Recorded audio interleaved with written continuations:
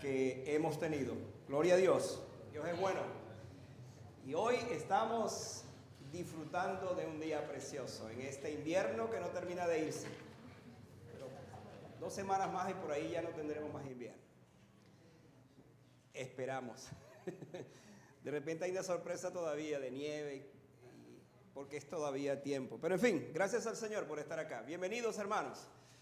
Bienvenidos a su casa, a la casa del Señor. Bienvenidos a este tiempo. Bienvenidos a la comunión de los santos, a la comunión de la iglesia del Señor. Siempre queremos agradecer al Señor por su presencia, pero también la presencia de otros hermanos que aun cuando no están con nosotros aquí presentes, aquí quiero decir, lo están en otras partes. Así que damos la bienvenida a todos aquellos que siempre nos están siguiendo, siempre nos están buscando dónde estamos y están escuchando y participando de este servicio. Así que es una gran bendición. Abran sus Biblias, vamos a seguir, hermanos, con nuestros temas. Yo no sé si usted se acuerda de los temas que su pastor está tratando durante todos estos domingos, pero llevamos, creo yo, de todas maneras vamos a contarlo, con el mensaje de hoy unas 7 preguntas de las que Jesús ha hecho. Si no es así, usted me corrige, pero quiero saber hasta dónde estamos conscientes de lo que estamos haciendo. Les dije que eran por lo menos 10 preguntas de las 200 y tantas preguntas que Jesús hizo. Hemos escogido por lo menos unas 10 para trabajar durante este tiempo. Y la verdad, hermanos, es que en lo personal yo me estoy edificando muchísimo con estos mensajes.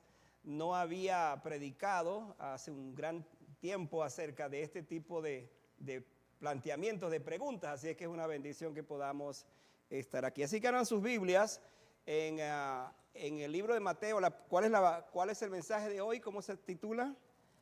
La pregunta de la duda. Es el mensaje para hoy. Y vamos a abrir nuestras Biblias en Mateo.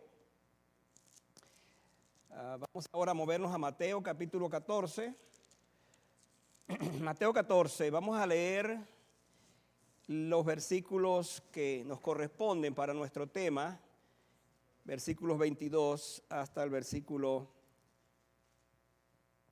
33.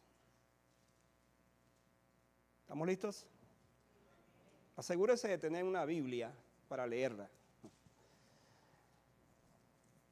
Y asegúrese de que esté en el espíritu de este tiempo. Asegúrese de que usted hoy va a recibir una palabra del Señor. Asegúrese de todo esto.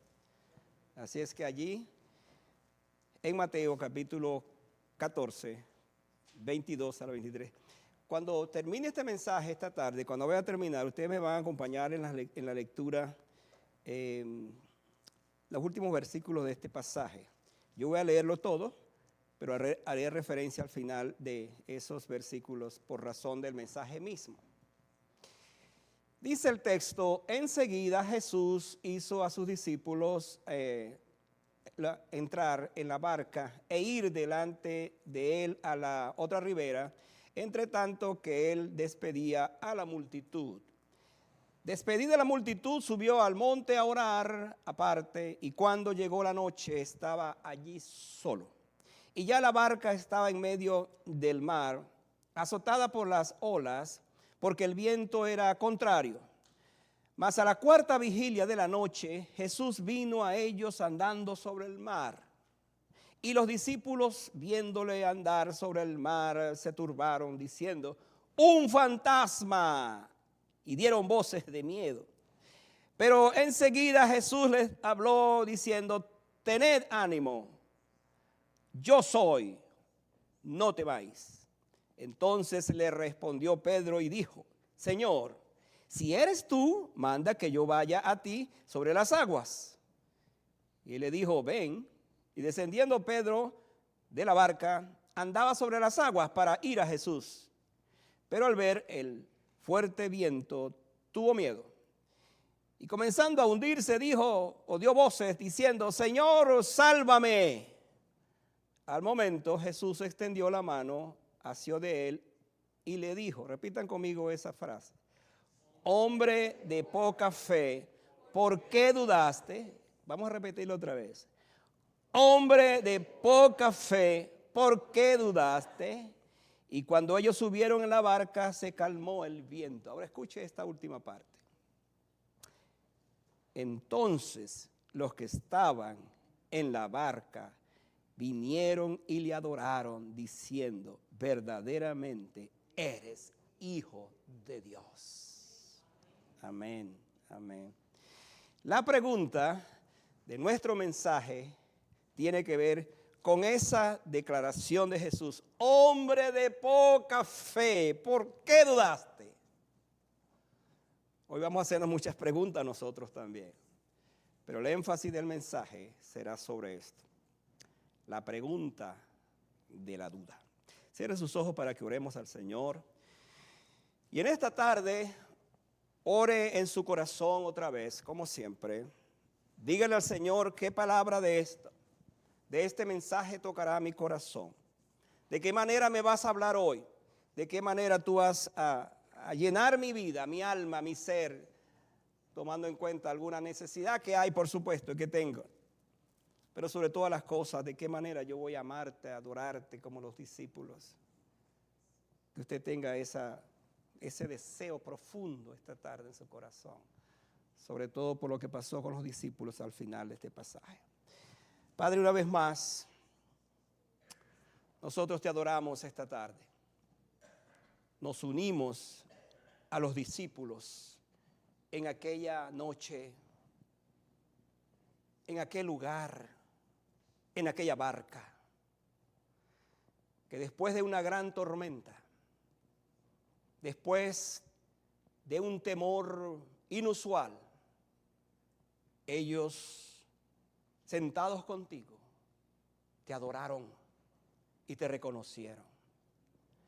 No hay cosa más grande para un hijo de Dios que adorar a su Dios, que reconocerlo, que proclamarlo, que decirle cuánto lo ama, cuánto significa para él o para nosotros. Dios, estamos en presencia de un pasaje único en la Biblia. No hay un pasaje como este en la Biblia. Nos disponemos a traer esta palabra. Pero como siempre, yo soy un ser humano que necesito del auxilio del cielo para poder transmitir a tu pueblo tu palabra con la autoridad que tu palabra nos da. Usa mi vida, mis pensamientos, mis ideas, pero sobre todas las cosas, usa tu propia palabra para que tu propia palabra nos hable esta tarde. Bendito sea tu nombre por este momento tan especial, único en nuestras vidas. En el mundo hay muchísima gente que quisiera tener un momento como esto, pero no pueden reunirse. Sin embargo, nosotros tenemos este privilegio en este lugar. ¿Cómo no adorarte?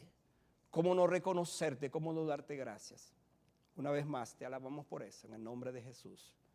Amén. Pueden sentarse, hermano. Muchas gracias.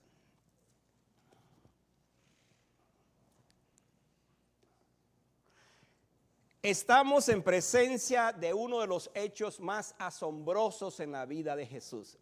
Esta palabra la he estado usando porque la verdad es que todos los temas que he venido trayendo son asombrosos, pero hoy estamos en presencia de un pasaje asombroso, extraordinario, un pasaje que es único en la vida de Jesús. Porque una cosa es ver a Jesús caminar en las calles de Jerusalén, tocando a la gente, pero otra muy distinta es verlo caminar sobre las aguas. ¿Quién puede hacer eso? ¿Quién pudo hacer eso? Sino nuestro Señor Jesucristo. Es una historia única en la Biblia. Porque aun cuando Pedro intentó caminar, vamos a hablar de Pedro en esta historia, la verdad es que Pedro no caminó mucho tiempo, se hundió. Y aquel hombre llamado Jesús se mantuvo de pie, pero no en la barca, no en otro sitio, sino en el agua. Ahora yo quiero hacerle pensar esta tarde acerca de esto. Llevarlos a través de un pasaje como esto para mostrarnos la belleza, la grandeza, el poder de Jesucristo manifestado sobre su creación. Y esto es lo que justamente estamos viendo en este pasaje. Hasta ahora lo que sabemos es que los hombres solo nadan en el agua, pero ninguno había quebrantado las leyes de la naturaleza para caminar sobre las aguas. Y es lo que estamos aquí viendo.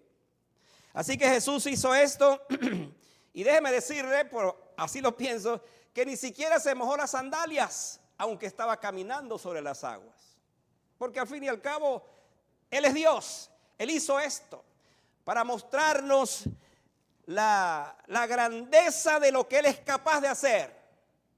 Y decirnos esta tarde que en medio de nuestras circunstancias muchas veces tan adversas, tú y yo contamos con el Cristo que caminó sobre las aguas y ponle a las aguas allí tus problemas, tus dificultades y míralo desde el punto de vista de lo que Él es capaz de hacer también, caminar sobre tus problemas, sobre tus necesidades. Míralo de esa forma. Lo de hoy está relacionado, la pregunta de hoy quiero decir, está relacionada con tantos milagros que Jesús hizo. Y es interesante que esta pregunta tiene que ver con un milagro reciente que había pasado. ¿Cuál era? La alimentación de los 5,000 hombres, sin contar las mujeres y los niños. Hemos hablado de eso ya. Me llama la atención que Jesús le dice a sus discípulos después que pasó aquello, bueno, crucen. No tuvieron tiempo de descansar, no tuvieron tiempo de hacer una siesta, no tuvieron tiempo ni siquiera de registrar lo que había pasado. No les dio tiempo de tomar un video, de tomar fotos de lo que estaba pasando. Simplemente Jesús le dice, pasen ahora, sigan adelante. Y hermanos, quiero decirles lo siguiente. Los discípulos sabían quién era Jesús en cuanto al asunto del trabajo. El que seguía a Jesús en ese tiempo tenía que prepararse para obedecerle en todos los aspectos. Y eso es lo que están haciendo ellos. Ellos merecían un descanso. Usted sabe lo que significa alimentar a una población de unas 20,000 personas y los discípulos estuvieron trabajando. Ellos merecían un descanso, pero no, Jesús le dice, móntense en la barca y vayan hacia la otra orilla. Ellos pues obedecieron a su Señor y se fueron. Otros hubieran dedicado tiempo para disfrutar de ese acontecimiento. El texto dice, enseguida Jesús hizo a sus discípulos entrar en la barca. No perdieron tiempo. Y entonces que atravesaran. Mis amados, andar con Jesús otra vez significa compromiso, significa lealtad, significa disposición y significa obediencia. Vamos a aprender en esta historia estos aspectos antes de mencionar otras cosas más. Que seguir a Jesús implica una obediencia y una lealtad absoluta. Yo no puedo darme el lujo de no cumplir con esa parte. Jesús me invita para que yo lo siga y para que lo sigan en obediencia en todos los aspectos de la vida. Y es por esta disposición de seguir a Jesús que vemos este acontecimiento insólito, este milagro único. ¿Cuál es mi propuesta para el mensaje de esta tarde? Esta es la propuesta que les traigo, para que trabajemos sobre esa propuesta en el texto de hoy. Esta es mi propuesta. Para la ocasión de analizar entonces que nuestras dudas, las dudas vienen a la vida cuando nosotros, en lugar de mirar a Jesús, miramos las olas que nos están golpeando. Quiero fijar eso en su mente. Quiero fijar esta propuesta, esta proposición en sus vidas. Que nosotros entendamos, a la luz de lo que vamos a analizar, que las dudas vienen a nuestras vidas cuando dejamos de enfocarnos en Jesús y nos enfocamos en el problema. Cuando dejamos de mirar a Jesús y miramos más la adversidad donde estamos moviéndonos. Esa es mi propuesta esta tarde. ¿Cómo lo vamos a desarrollar? De la siguiente manera. Primero vamos a ver a un Jesús, al Hijo de Dios, intercediendo en la medianoche de aquel momento. Este es el primer aspecto que vamos a analizar. Al Hijo de Dios, intercediendo, orando en aquella noche. Vayan al versículo 23. Dice, despedida la multitud, subió al monte a orar aparte. Y aquí viene lo lindo de esto. Y cuando llegó la noche, estaba allí solo. Ahora, por favor, sígame muy de cerca, porque esta palabra tiene muchísimas cosas que enseñarnos, que mostrarnos. Ese es uno de los hermosos episodios de la vida de Jesús. Para él la oración no era una opción. Escuche esta palabra. No era una opción, sino era un deber, pero también era un placer. A veces pensamos que Jesús no necesitaba la oración porque era Dios o porque es Dios. ¿Qué va a necesitar Jesús de orar? Pues déjeme decirle todo lo contrario. La Biblia dice que por lo menos 36 versículos en el Nuevo Testamento son referencias para hablarnos acerca de los momentos cuando Jesús oró o estaba orando de alguna manera u otra. 36 veces. Pero hay 3 ocasiones que quiero destacar en esta historia para hablarles acerca de la importancia que Jesús le dio a la oración. Una de ellas, primero, la encontramos cuando, comenzando su ministerio, dice la Biblia que él se dedicó 40 días y 40 noches a orar. Y durante todo ese tiempo fue azotado con inclemencia por el enemigo, por Satanás, porque fue sometido precisamente durante todo ese tiempo a la tentación. El otro momento fue cuando estuvo en el Getsemaní. La oración de Jesús en ese momento, dice la Biblia que su sudor era como grandes gotas de sangre. Interesante que el médico Lucas es quien registra ese aspecto en la vida de Jesús. La agonía de su oración fue tan grande que su sudor era como grandes gotas de sangre. Pero hermano, hay otro momento cuando Jesús oró, insólito momento. Y es cuando estaba en la cruz del Calvario. Allí exclamó varias palabras, pero dijo una de las oraciones más conmovedoras para que entendamos la importancia que Jesús le dio a la oración. Por cierto, es la única vez que Jesús no mencionó a Dios como su Padre. La única vez. Cuando él dijo, Dios mío, ¿por qué me has desamparado? Entonces, la Biblia nos muestra a un Jesús orando. Qué maravilla es ver eso, ese cuadro. ¿Cuánto representa para nosotros? Jesús fue un hombre como nosotros desde el punto de vista de sus necesidades, de su condición humana. Pero aquí tenemos a un Jesús que él se dedica a ese momento a orar en esa montaña. Uno se pregunta, ¿qué le movió a Jesús a orar allí a ese lugar? Yo he pensado en 3 cosas que se las quiero decir. Jesús, en el contexto de este pasaje, nos habla de que él escuchó la muerte de Juan el Bautista. Juan el Bautista fue su primo. Juan el Bautista fue quien vino a preparar el camino para que él transitara por ese camino. Y oyó que Herodes le había cortado la cabeza, lo había decapitado por un simple baile de la hija de Herodías. Jesús estaba orando al Padre con tristeza en su corazón. Pero seguramente Jesús también estaba orando porque esa multitud que se había ido a sus casas, él tenía compasión por ellas y oraba seguramente para que Dios siguiera obrando en sus vidas, porque así era Jesús. Pero déjeme decirle esto. Hay una tercera razón por la cual yo considero que Jesús se apartó a ese momento para orar. Y era para interceder por sus discípulos. Jesús sabía que ellos se iban a enfrentar a otra tempestad y que iban a estar solos en el mar. Y allí tenemos a un Jesús que está intercediendo por ellos, está orando por ellos para que su fe no decaiga. Y vamos a ver esto de una manera sorprendente, cómo nos ilustra la palabra del Señor este asunto. Ahora, me encanta la frase que dice, y cuando llegó la noche, estaba allí solo. Capte esto, hermano, porque les voy a hablar a la iglesia acerca de la importancia de la oración personal. No la oración como equipo, como iglesia, como grupo, sino la oración personal. Dice que estaba allí solo.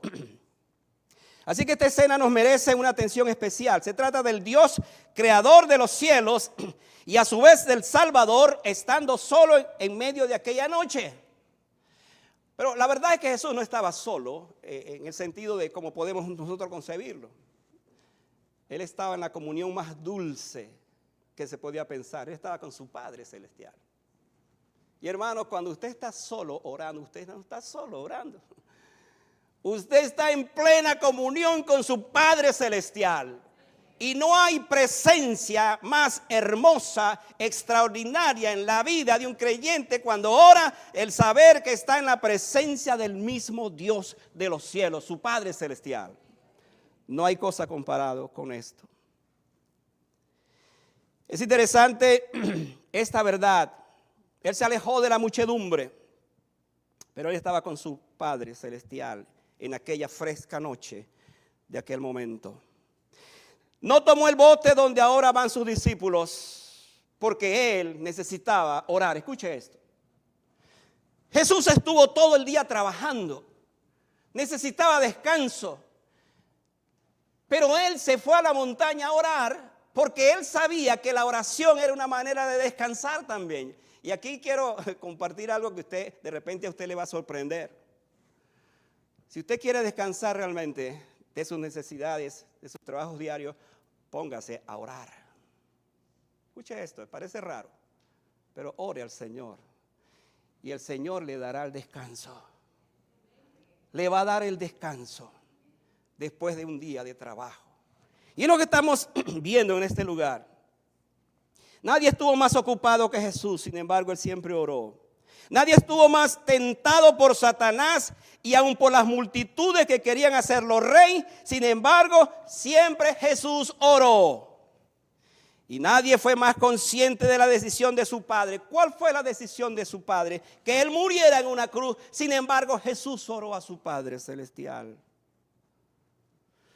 Amada iglesia, no siempre seguimos el ejemplo de Cristo. No somos dados a orar cuando estamos envueltos en ocupaciones, distracciones de la vida. Si yo le preguntara esta tarde a usted con sinceridad en su corazón, ¿cuánto tiempo ora? ¿Cuánto tiempo dedica realmente al Señor en oración? ¿Le sorprende alguna noche orando? Como Jesús, por ejemplo. Es más, ¿le sorprende toda una noche? ¿Por qué digo esto? Porque Jesús se va a aparecer en la cuarta vigilia, y la cuarta vigilia era exactamente entre las 3 y 6 de la mañana. Por lo tanto, Jesús duró toda la noche orando a su Padre Celestial. ¿Cuándo fue la última vez que usted se metió en oración y duró tiempos y tiempos y tiempos metido con el Señor? ¿Cómo tenemos que reconocer y pedirle perdón al Señor por nuestra falta de oración? Hermanos, ¿cuánto necesitamos realmente entender a Jesús en este aspecto de la oración? Necesitamos orar. Nuestras vidas pudieran estar tan cargadas de los afanes de este mundo que no nos apartamos a solas para orar con el Padre Celestial.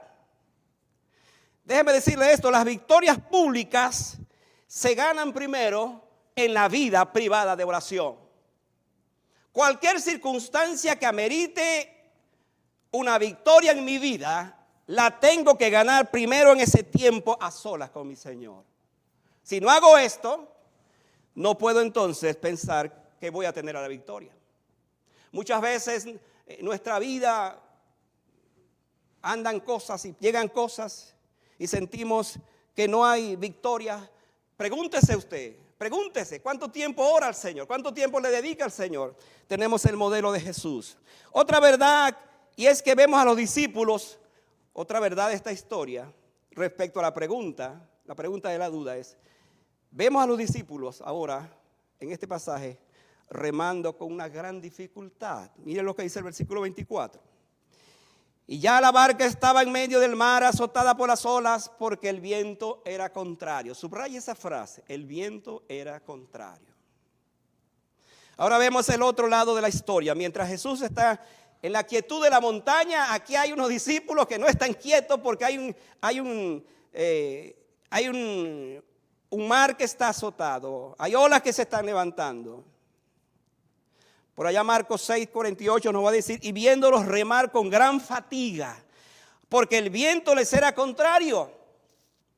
Ahora vean el contraste, mientras Jesús está orando en la montaña, sus discípulos están bregando con aquel viento y con aquellas olas. Interesante eso, porque es aquí donde vamos a ver a un Jesús que no se le escapan las cosas. ¿Sabía Jesús que iba a pasar eso con sus discípulos? Por supuesto. Es más, yo creo que intencionalmente le dijo, váyanse porque se va a levantar una tempestad. Que en algunos casos eso era normal, pero en otros casos no.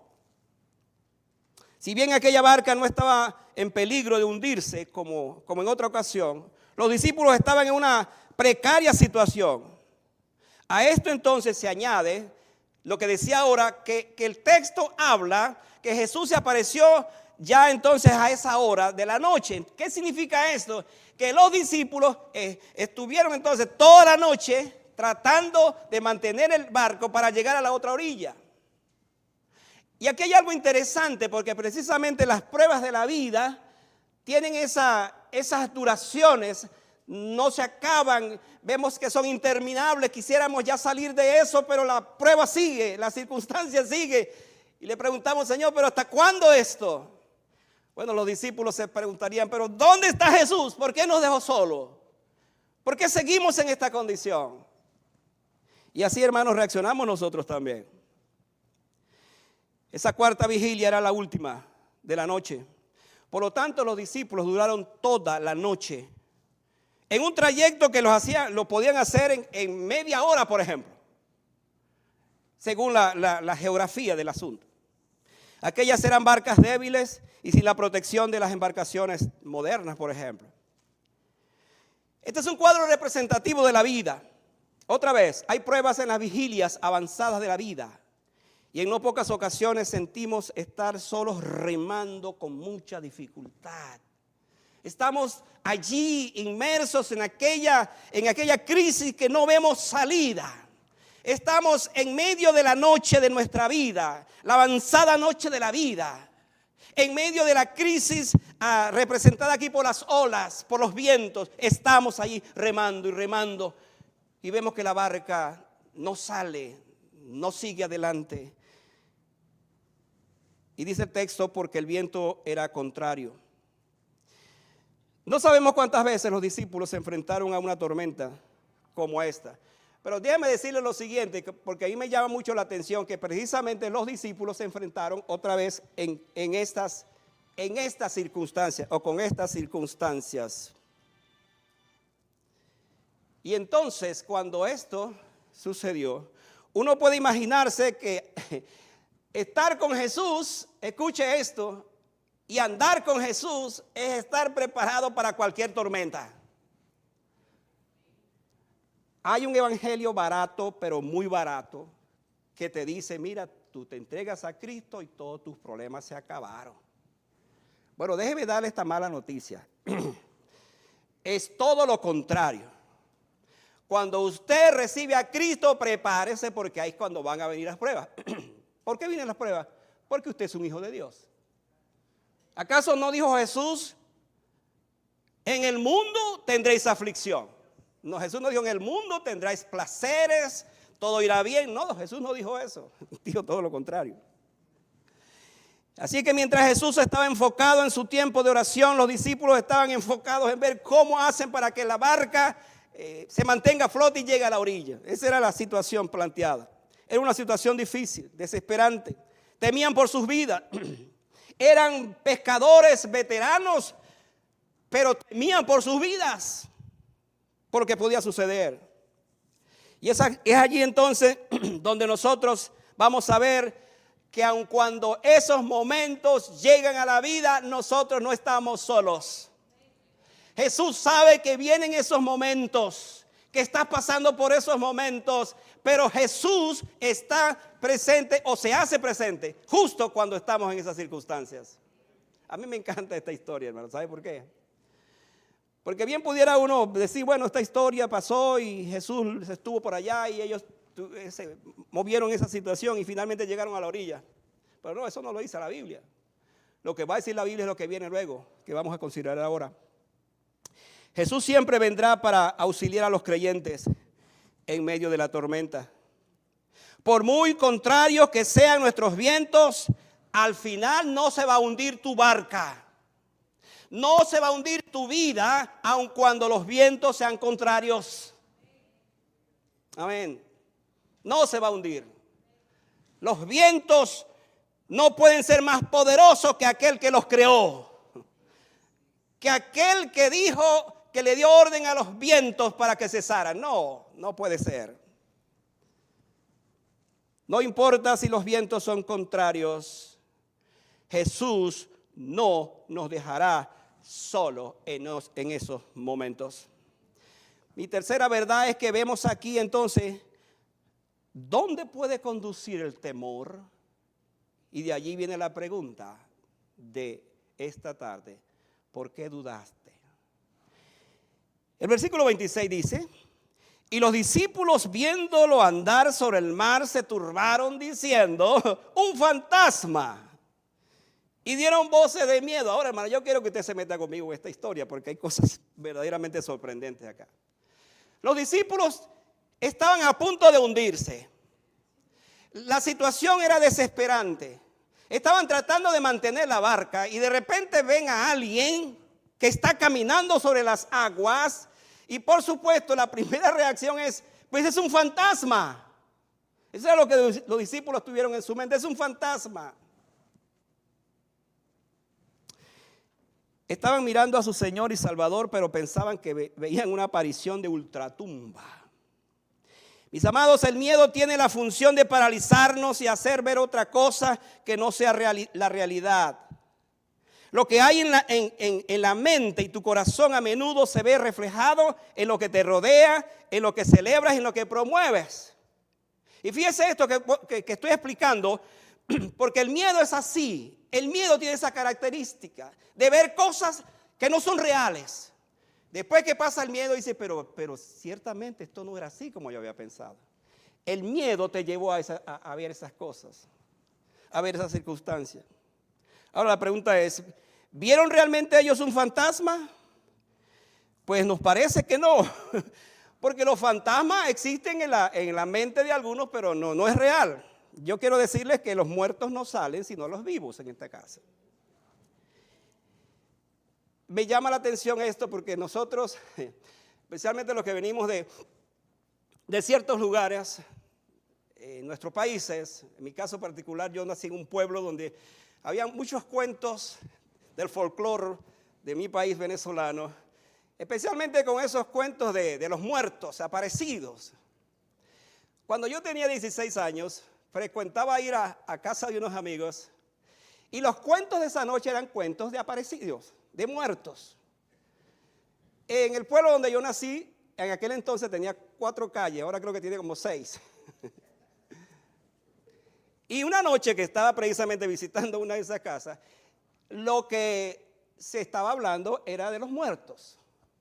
Y por supuesto, yo tenía 16 años, como quiera que sea, uno de esas cosas se las cree. Pues lo están diciendo los abuelos, están hablando de eso, de los muertos y los aparecidos. Entonces, me acuerdo que en mi pueblo después, en ese tiempo, ahora no, pero a las 9 de la noche todo el mundo estaba dormido.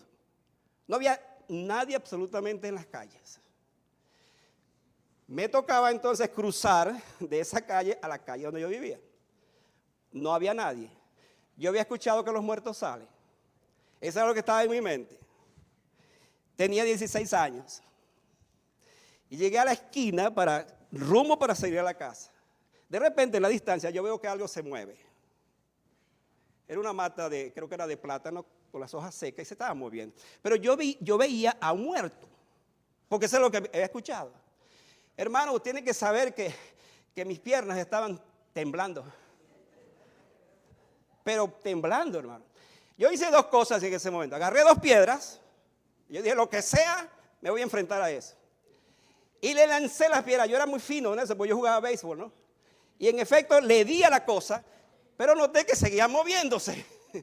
Entonces el asunto era más serio.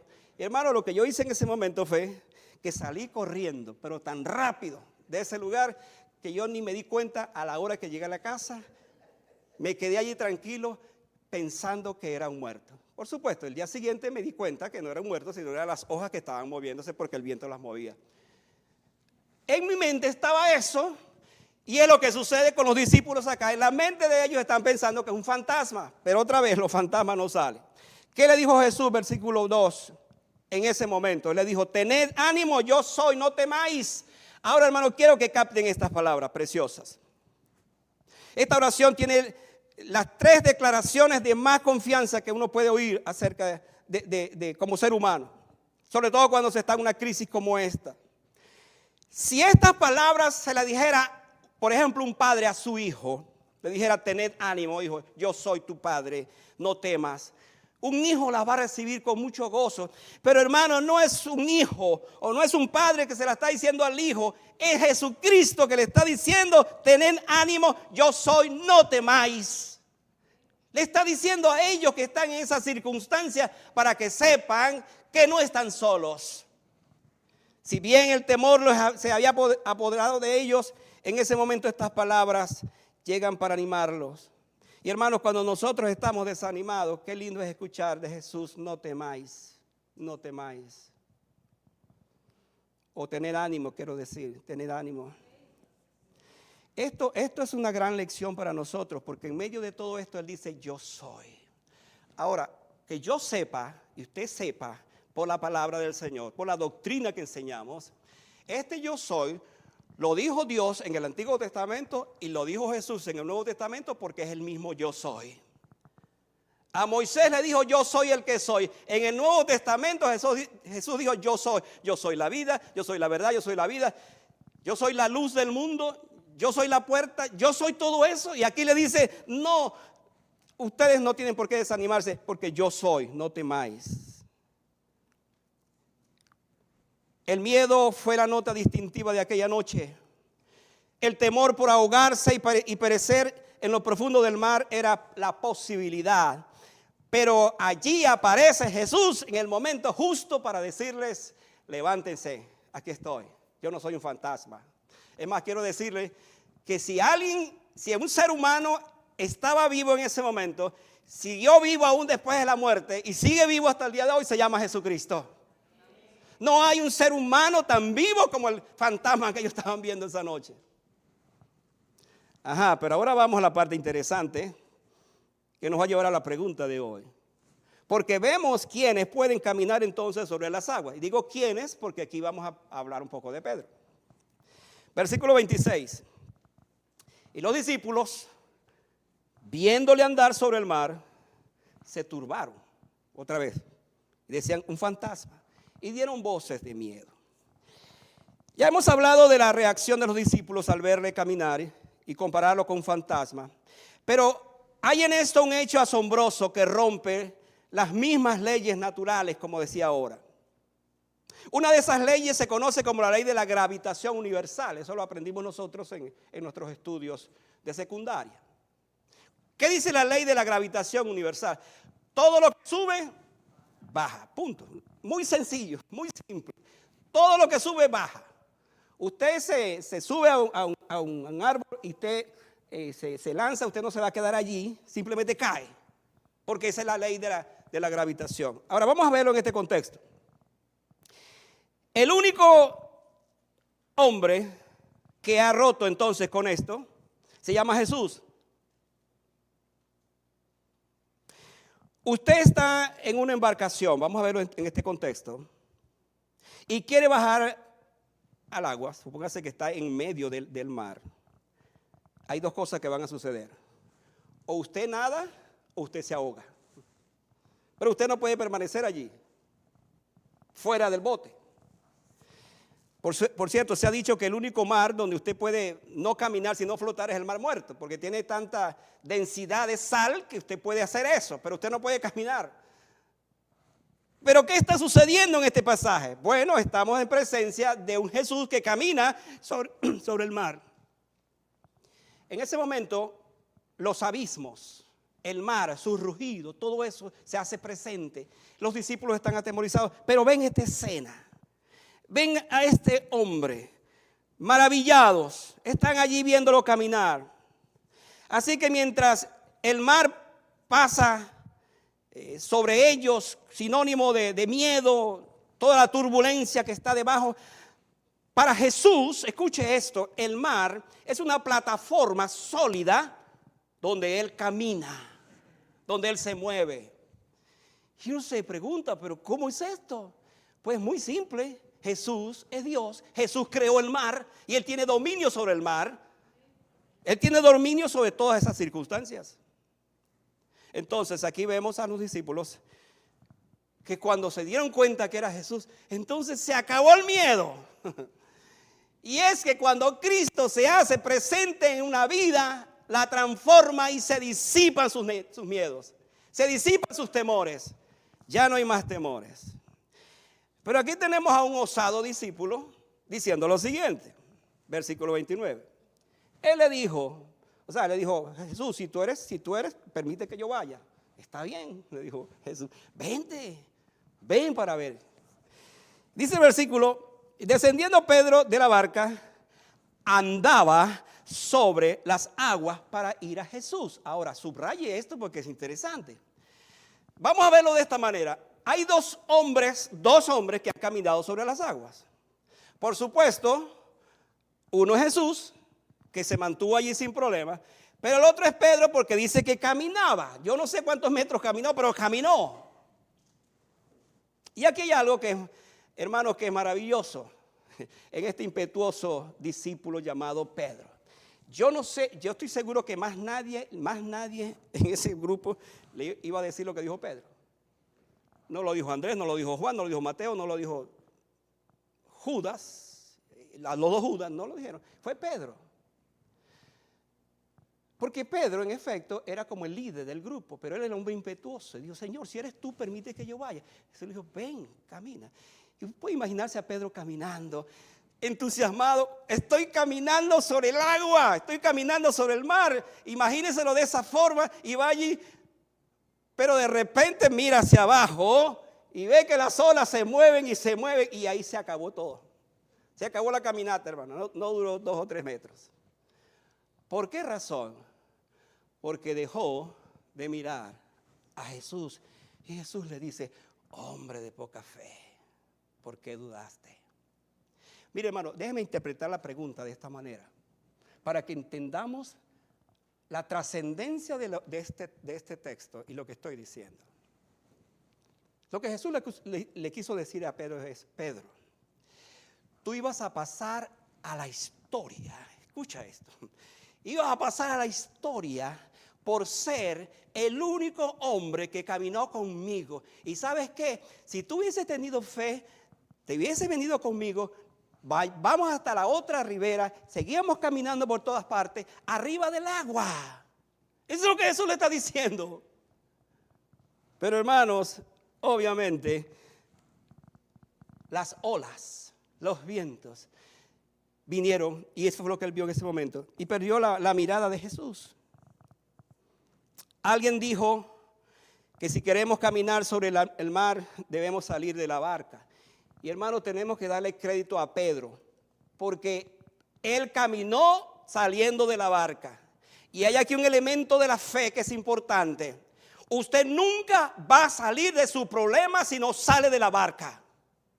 Usted nunca va a obedecer a Jesús que le dice que vengas si usted no sale de esa circunstancia. Si usted no se arriesga a salir de allí. ¿No es eso lo que pasa con nuestras vidas? ¿Acaso no estamos envueltos muchas veces en esa situación? Todo el tiempo es lo mismo, todo el tiempo es la misma cosa. Y Jesús me está diciendo, pero sal de tu barca. Arriésgate. Cuando tú te arriesgas, estás entonces activando la fe. Y esa fe, tan pequeña como un grano de mostaza, al verla a Jesús, y cuando tú te mantienes tus ojos enfocados en Jesús, entonces vendrá finalmente la victoria a tu vida. Un tropiezo en nuestra fe otra vez no significa que hemos fracasado. ¿Por qué digo esto? Porque Pedro se estaba hundiendo, hermano, y Pedro hizo la oración más corta de su vida. ¿Sabe cuál fue? La oración más corta de Pedro fue esta: Señor, sálvame. Esa fue la oración más corta de su vida. Esa es la oración que cada pecador va a hacer y debe hacer. Sabe que se está hundiendo. Sabe que ha llegado a un colapso en su vida. Llegó hasta lo último de su condición. Y allí está en esa condición y le dice: sálvame, Señor, sálvame. ¿Y sabes qué es lo enorme y hermoso de esta historia? Que Jesús no lo reprocha. Jesús no dice: bueno, tú tuviste la culpa, tú te metiste en esto, trata de salir tú mismo. No, Jesús dice que lo asió de su mano, lo agarró. Imagínense la escena, allí el pobre pescador ahogándose. Jesús lo sacó, lo puso en la barca. Y dice la historia que el mar se calmó, se aquietó. Pero Pedro en ese momento, él pasó por esa experiencia. Y hermano, yo quiero concluir esta tarde diciendo lo siguiente. Si bien Jesús aceptó la petición de Pedro y él salió de la barca, Pedro comenzó a caminar entusiasmado y él se encontró con esta situación. Le falló su fe porque Jesús lo animó a que diera un paso más. Y escuche, para que probara el poder de la fe, para que probara hasta dónde la fe puede llegar si yo la utilizo. La fe, por supuesto, en mi Señor. Entonces uno se pregunta, ¿por qué no progresamos? ¿Por qué no avanzamos muchas veces? Porque el miedo, el temor nos paraliza. Estamos allí y no avanzamos, no creemos. No le creemos al Señor que Él me está diciendo: avanza, camina, salte de la barca. Qué distinta sería la vida, hermanos, si nosotros diéramos ese salto de la fe y le creemos realmente a Jesús. Y que no nos diga: ¿por qué dudaste? Hombre de poca fe, o mujer de poca fe también. ¿Por qué dudaste? ¿Por qué? Si ya lo tenías, ya estabas listo, podías caminar sobre las aguas. Hermano, Pedro nos dejó dos grandes lecciones. Con esto oro al Señor. El triunfo de la fe cuando ponemos la mirada en Cristo, y el fracaso cuando miramos más las olas que representan las circunstancias de nuestras vidas. La pregunta para nosotros esta tarde es: ¿quieres tú vivir en el triunfo de la fe mirando a Cristo, o quieres siempre vivir en el fracaso por mirar las olas de tus circunstancias y de las crisis de tu vida? Jesús nos dice: escoge hoy. O eres un hombre y una mujer de fe, o eres un hombre y una mujer gobernada siempre por los temores y por los miedos. Y eso no te va a permitir avanzar jamás en tu vida. ¿Cuál es la invitación entonces de Jesús? Pues la invitación que le hizo a Pedro: ven, salte de la barca, salte de esa circunstancia, no sigas en esa circunstancia, mírame a mí, le está diciendo: mírame a mí. Cuando miramos a Jesús y solo a Jesús, hermano, caminaremos siempre en victoria. Siempre en victoria. Porque no hemos puesto nuestros ojos en otra cosa sino en Él. ¿Sabe lo que sucede muchas veces en nuestras vidas? Ponemos los ojos en los hombres, en lo que nos dicen los hombres, lo que nos dicen las cosas cotidianas de la vida, pero no hemos puesto nuestros ojos en Jesús, quien nos ha dicho: sal del barco, te daré la victoria. Vamos a estar de pie para orar esta tarde, mis amados hermanos. Cuando predico estos mensajes, tengo la obligación de decirte a ti: que si tú estás, por ejemplo, esta tarde, tu vida lo que estás llena de temores, de ansiedades, de esas circunstancias propias de esta vida, Jesús te está diciendo, sal del barco y camina. Pero para salir del barco usted tiene simplemente que dar un paso de fe. Por supuesto, usted está diciendo, pastor, no es fácil. Claro que no es fácil. Pero ¿a qué es la fe? La fe es esa certeza, esa convicción, esa seguridad de que si Jesús me está diciendo, anda, da el paso, y yo lo doy, Jesús está allí para ayudarme. ¿Qué puede pasar si al dar paso me caigo? Pues Jesús está allí para levantarme. Pero yo debo dar el paso de la fe. Yo debo levantarme. Y yo debo saber, Jesús, tú me estás invitando. Tú me estás diciendo que pase. Que pase al frente. Y tú te encargarás después entonces de ayudarme a caminar y andar por fe. ¿No dice la Biblia, por fe andamos, no por vista? ¿Y por qué nosotros andamos más por la vista que por la fe?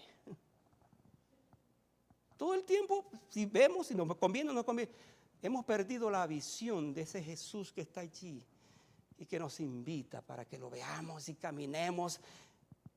Y nuestra vida será distinta porque es un caminar en la victoria de Jesús. Cierra tus ojos por un momento.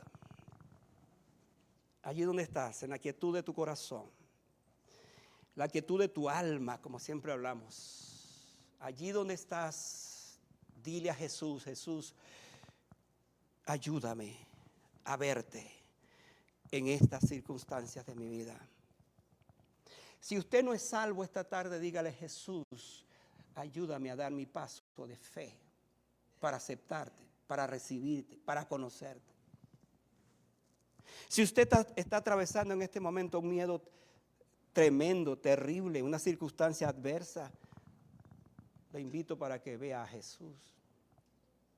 Para que usted obedezca a Jesús que le dice, sal de tu barca, sal de donde estás. Esa barca llena de temor, llena de miedo, sal.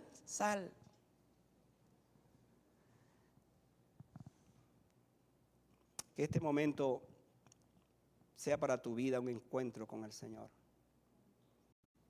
Y que al encontrarte con Jesús puedas decirle en tu corazón, verdaderamente tú eres el Hijo de Dios. Porque eso fue lo que sucedió con los discípulos. Y Padre, gracias, porque tú me revelas por tu palabra finalmente, que a través de mi fe, mi entrega absolutamente a ti, yo puedo ver a Cristo como el Hijo de Dios y como mi Salvador. Gracias. En esta tarde yo te entrego mi corazón, Jesús. Yo te entrego mi vida. Yo te entrego lo que soy. Yo te entrego mis anhelos, mis temores, mis circunstancias. Yo te entrego todo. Yo me rindo a ti, Señor. No más, ya no más. Ya no más dudar, ya no más poner mi vida en las circunstancias solamente de las que viene. Yo quiero que mi vida esté puesta en las manos del Señor, que mi mirada esté concentrada en Jesús y no en otra cosa. Gracias por oírme esta tarde, en el nombre de Jesús. Amén. Quédense de pie por un momento, volveré otra vez para seguir en este momento tan especial que el Señor nos da.